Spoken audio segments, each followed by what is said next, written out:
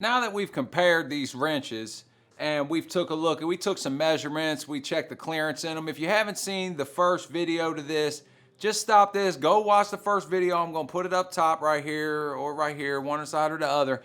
And go watch that because we compared the Icon to the Snap-on and we took a couple measurements and we also checked the clearances, as I said. And you know, one thing I didn't mention in that was the look and finish of these and the feel of these wrenches. They both feel pretty good. They both look pretty similar as far as the finish goes. It's a smooth chrome finish. Both of them, no pitting. They both look great. As I showed in the other one, the teeth design is a little different between the Snap-on Carlyle and the Icon. Which one works better? I don't know. Does any of them work better? I don't know. That's what we're going to find out today. We're going to check them here. We're going to check to see if I can make any of these slip over a bolt. All I'm going to do is put something in a vise. I'm going to try to make these wrenches slip. We're going to use some cheap ones. We're going to use some good ones, and we're going to check the difference. We're going to see if it's worth spending $100 on these Icons, worth spending $130 on them Carlyles, or $515 on the Snap-on.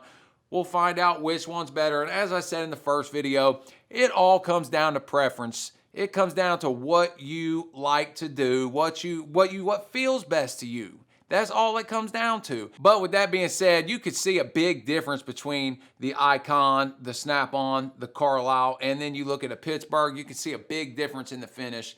Now, the Icon handles were, I think, 75 thousandths fatter than the Snap-on, which could be good, could be bad, all depending on your grip. You know, I like the slimmer wrenches myself, but as I said in the other video, it does kind of hurt your hand if you got to apply some force on them because they're so slim and so thin.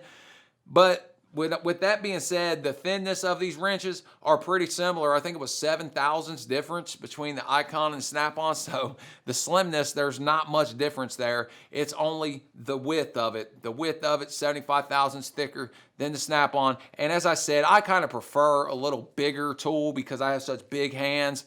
But I am kind of used to the slimness of the Snap-on. And as I said, it's going to be hard to sway somebody off some Snap-on wrenches, especially if you've already bought them. But hopefully, if you haven't bought them and you're thinking about buying them, then you can check this video out because, as I said, I really don't see a need to spend $515 on 10 wrenches. I've done it. I haven't spent that much. When I bought mine were cheaper. But and you can also find them secondhand and things like that. But today, I'm going to try to go out here and put them to the test. We're just going to do some footage of me taking some bolts off. We're going to check them. I'm going to see how good they work, how good they grip, and then we're going to try to make them slip. And then I'm going to, give my final thoughts on it. So let's go ahead and check these things out.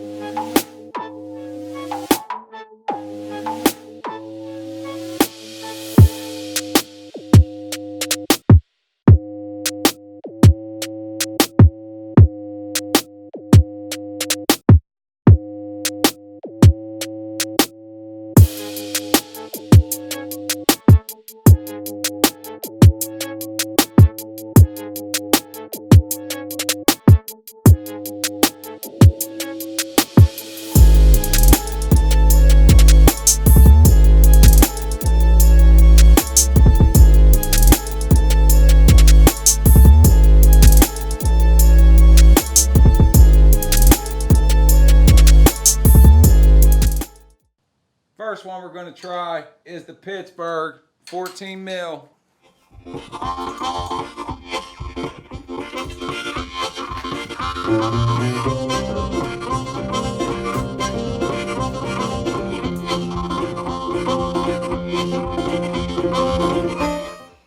There it went.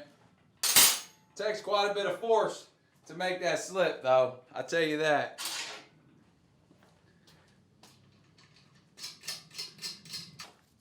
Next we have the Gearwrench 14 mil. I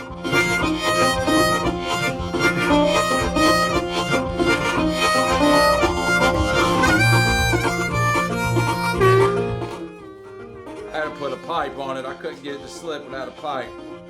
I was hoping I could.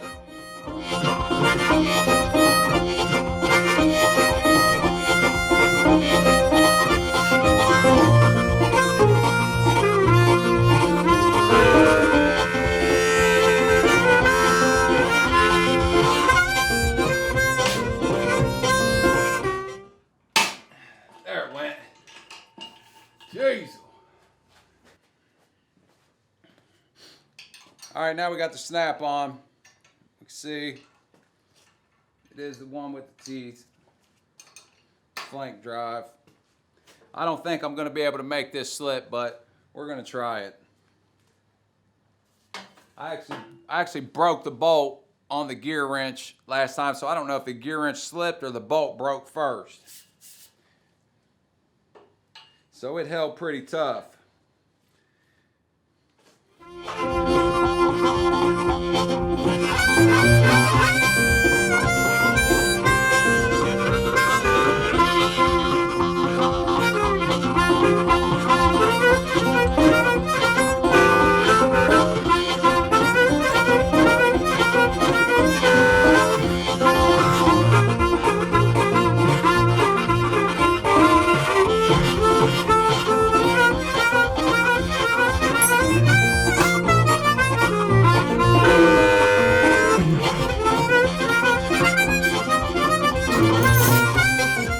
Bolt's about to break.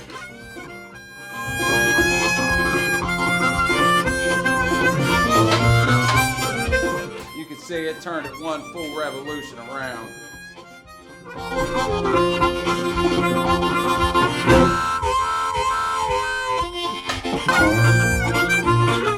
And it's still gripping. Alright, it's not going to slip. We can see, I mean, we expect that. I know that from past experience. Those snap-on wrenches are going to grip anything. They're not going to slip. This is the main thing. Okay, now we have the Icom wrench. We're going to put this on and we're going to see if it'll slip.